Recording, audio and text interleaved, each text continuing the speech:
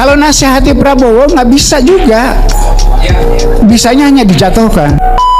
Woi, saya mau Mujahid, jangan macam-macam kau. Kau coba-coba menggulingkan pemerintahan yang sah di bawah pimpinan Bapak Haji Prabowo.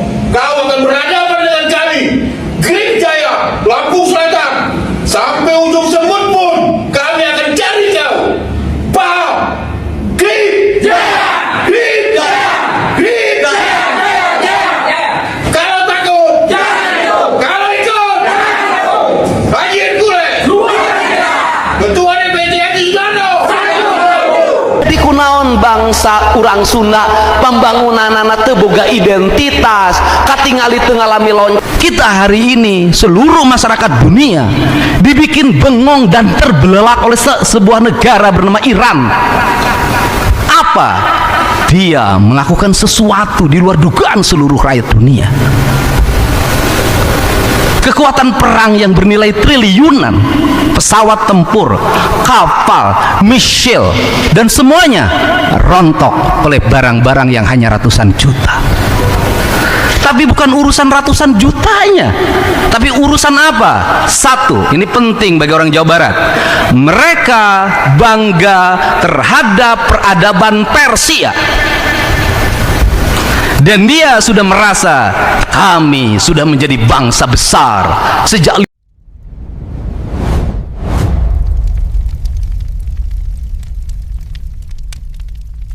kita hari ini seluruh masyarakat dunia dibikin bengong dan terbelalak oleh sebuah negara bernama Iran.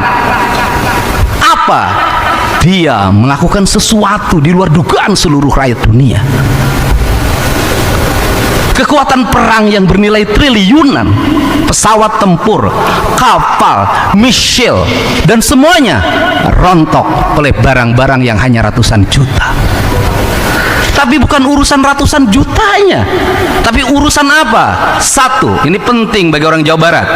Mereka bangga terhadap peradaban Persia. Dan dia sudah merasa kami sudah menjadi bangsa besar sejak 5.000 tahun yang lalu. Kami bangsa beradab sehingga tidak boleh ada satupun manusia yang menginjak-injak peradaban kami. Pemimpinnya, imamnya lebih baik, lebih memilih hidup syahid di awal dibanding dia selamat tapi negaranya diinjak. Pertanyaannya adalah, di Indonesia adakah tokoh yang seperti ini? Itu pertama. Yang kedua, dia masuk dalam sistem imamah, dalam rangkaian kepercayaan dan keyakinan sebagai orang Syiah penerus ajaran Sayyidina Ali, melahirkan sebuah sistem nilai. Pemimpinnya sederhana, pemimpin umatnya sederhana, rakyatnya masuk dalam sebuah sistem bukan imajinatif. Dipersiapkan pendidikan yang gratis untuk rakyatnya dari mulai TK sampai perguruan tinggi. Anak-anaknya sekolah fisika, kimia, matematika, biologi adalah pelajaran utama. Lahirlah embargo, membuat dia menjadi kreatif, membuat dia inovatif, membuat dia menjadi bangsa yang memiliki spirit yang kuat. Efisiensi dalam APBN-nya hanya 1.000 triliun, alokasi pertahanannya 132 triliun, penduduknya 92 juta, tapi mampu menjadi bangsa yang tegak. Apa maksud saya? Gak ada kemajuan Subang, tidak akan ada kemajuan Jawa Barat kalau apa? Cara berpikir kita semua normatif. Gubernur berpikirnya bagaimana terpilih lagi? Tidak akan bisa. ASN berpikirnya tukin tidak boleh berkurang. DPR berpikirnya pokir tidak boleh berkurang. Semua orang berpikir normatif, jabatan, kekuasaan, semua cari aman. Indonesia tidak akan merdeka kalau Bung Karno tidak cari aman. Indonesia tidak akan lahir tokoh-tokoh besar kalau semua orang cari aman. Kalau semua cari aman, berpikir hanya karir dan masa depan, saya tidak meyakini kita akan maju. Kenapa? Kita masuk pada wilayah normatif. Yang penting APBD-nya WTP. Persoalan WTP isinya apa? Lain belakang. Yang penting pertanggungjawabannya diterima, output dan outcome-nya. Yang penting pegawai negeri kelihatan oleh pimpinannya. Maka negeri ini tidak akan sampai puncak kemajuan. Kenapa? Tidak ada orang yang melakukan dialektika pengabdian sebagai abdi negara, sebagai bayangkari negara secara total pada negara kesatuan Republik Indonesia, pada Provinsi Jawa Barat. Tidak akan pernah tercapai. Kenapa? Kita hanya akan melakukan pekerjaan yang itu juga. Silahkan dicek perjalanan pemerintah 40 tahun ke belakang, provinsi 40 tahun ke belakang, regulasi pemerintahnya itu juga. Kenapa? Tidak ada pembangunan yang visioner, berumbur panjang, membuat dialektika kebangsaan kemanusiaan dan menjadi satu sendi nilai yang melahirkan manusia unggul atau mau. Tidak ada. Dan kita akan terus tertinggal. Caranya bagaimana? Perubahan mental, perubahan filosofi, perubahan ideologi kebangsaan, ideologi kejawabaratan, itu menjadi satu kesatuan. Sehingga ketika saya sangat mencintai Siliwangi, ketika saya ada mencintai Pajajaran, mencintai Sunda sebagai dialektika ideologi yang saya miliki, dan seringkali orang mengkafirkan itu, sesungguhnya apa? Ini adalah jalan terang menuju sebuah kemajuan. Tidak bisa kita tanpa memiliki dialektika itu melahirkan sistem nilai yang mengikat masyarakatnya menjadi masyarakat kokoh dan hebat. Tidak bisa. Dalam keindonesiaan, terlepas dari apapun, saya melihat ada beberapa ras yang memiliki dialektika kuat masyarakatnya, dan dia tumbuh menjadi orang-orang hebat di Indonesia. Sunda sebagai basic awal harus mau melakukan itu. Nah, kalau seperti itu, maka dialektikanya secara rohania, satu, kita terikat pada Allah. Yang kedua, kita terikat pada Rasul. Yang ketiga, kita terikat pada sahabat dan para wali. Tetapi dari sisi genetika, kita terikat pada leluhur kita yang disebut dengan karuhun. Ajaran karuhun di kita menjadi mistisisme. Di Korea ajaran kaluhur adalah konstitusi yang melahirkan negara yang berkonstitusi.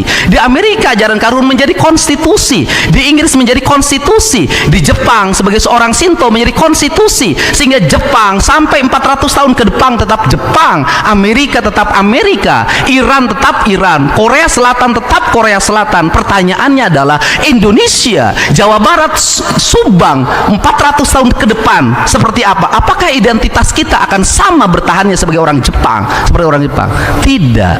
Kita mengalami perubahan ideologi yang dalam setiap waktu mengikuti tren.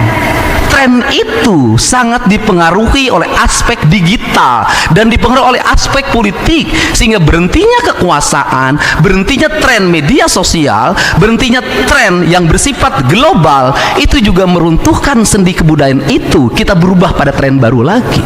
Sehingga lagunya yang cocok bagi pembangunan kita adalah Jatuh Bangun.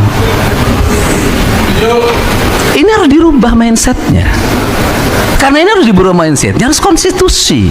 Tapi harus ada yang memulai. Di kunaon bangsa urang Sunda pembangunan anak teu boga identitas, katingali teu ngalami loncatan sabab teu apal kadirina. Lamun teu apal kadirina moal apal ka Gustina. Lamun teu apal ka Gustina teu apal kadirina berarti teu apal ka alamna. Lamun teu apal ka alamna ya la ing sakartum la ajidanakum wala ing kafartum inna ajabila sadid.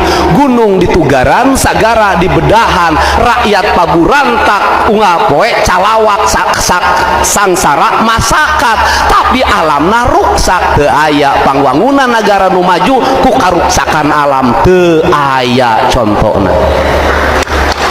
Ieu nah ku kituna ieu nu janten udagan.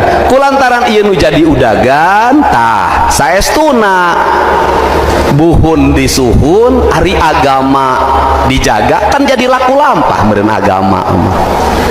Kadituna nagara ditata, sing saha nu nyuhun kabuhun, sing saha nu ngajaga agama, nagara bakal katata. Katata nagara namakan ku perilaku, ku sikap paripolah urang ngokolakeun APBD na kudu gaduh basisna, basis tak tauhidan. Ari basis ka tauhidan ngautamakeun naon? Kapentingan rakyatna, lain kepentingan diri urangna. Sanajan urang ngomong Allahu Akbar nyusun APBD, ari asup hibah kanu sakumaha da teu Allahu Akbar.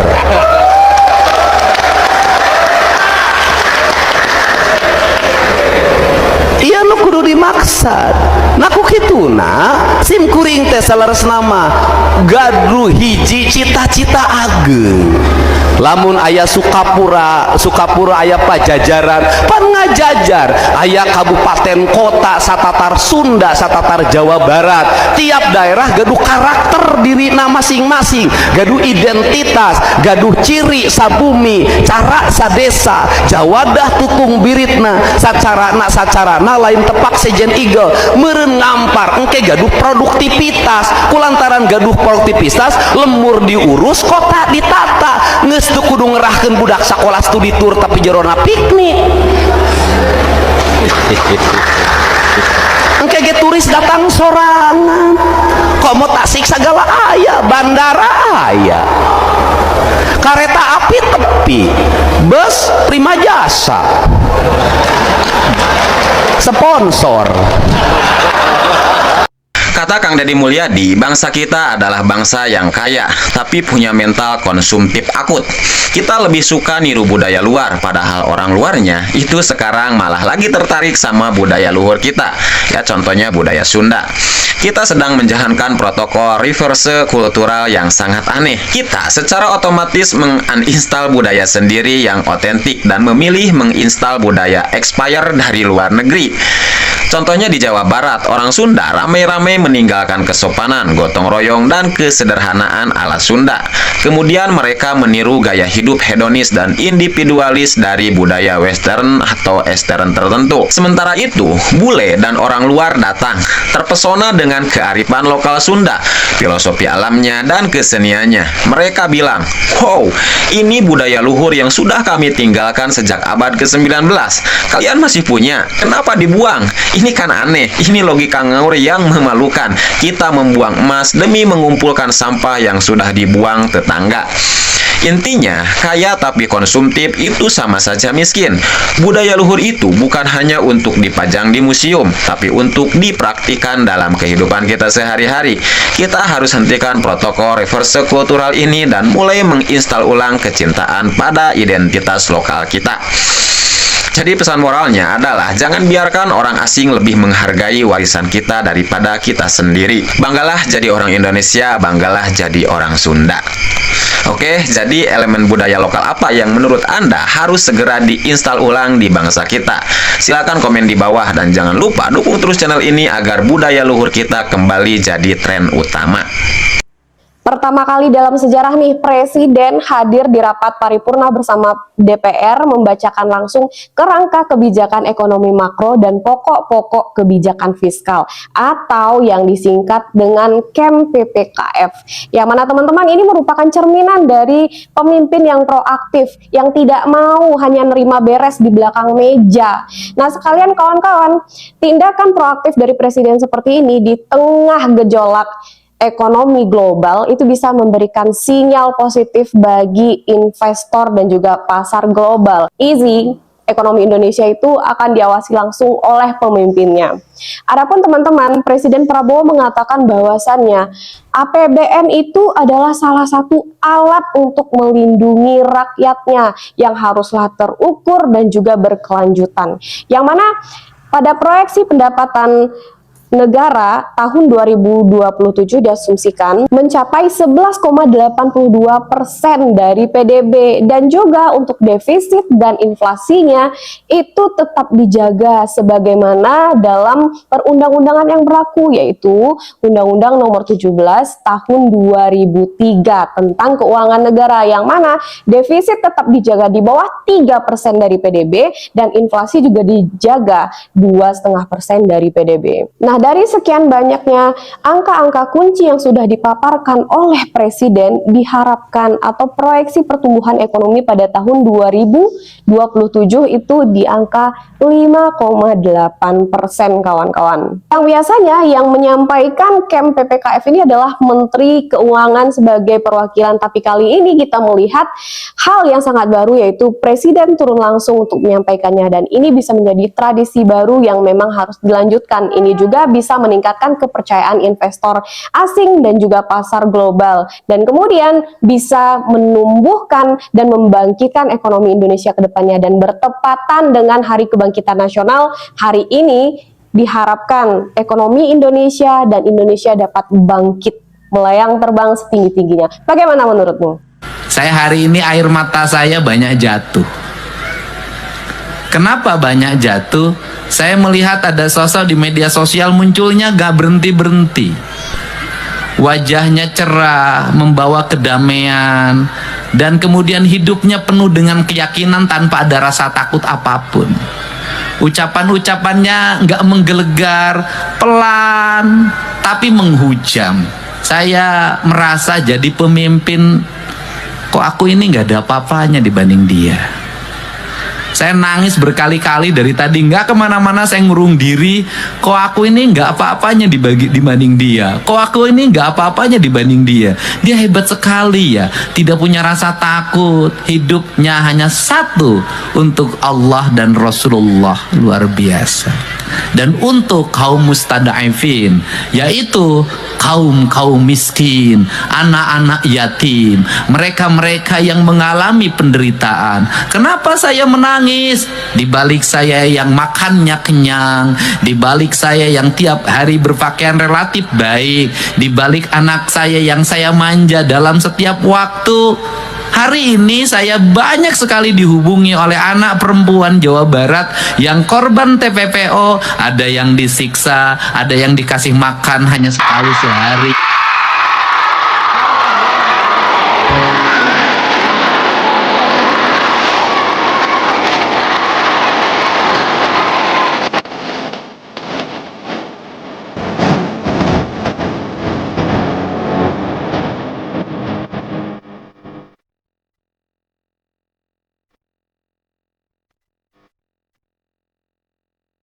Dan jangankan orang lain, saya dulu punya kebun sawah hektaran, itu pinjam BJB 600 juta, kemudian berkembang itu.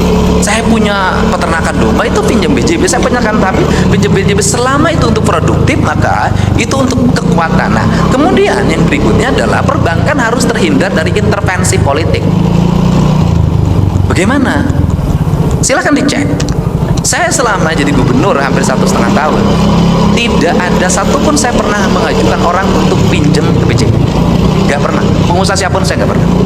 Kemudian saya tidak pernah meminta BJB memberikan kredit bagi kelompok masyarakat, kelompok usaha. Gak pernah saya. Kenapa? Saya belajar dari Jawa Barat. Berulang-ulang Jawa Barat membuat program ekonomi kerakyatan menggunakan BJB sebagai pemberi pinjaman. Hampir saya katakan 100% macet. Cek. Ceklah. Mau kelompok pertanian, kelompok peternakan, kelompok ekonomi kreatif, semuanya uang pinjaman BJB macet. Kenapa? Bank kalau menggunakan pendekatan politik untuk menggunakan bank sebagai peminjam, dijamin macet. Kenapa? Karena yang diberi pinjamannya merasa bahwa ini garansi politik.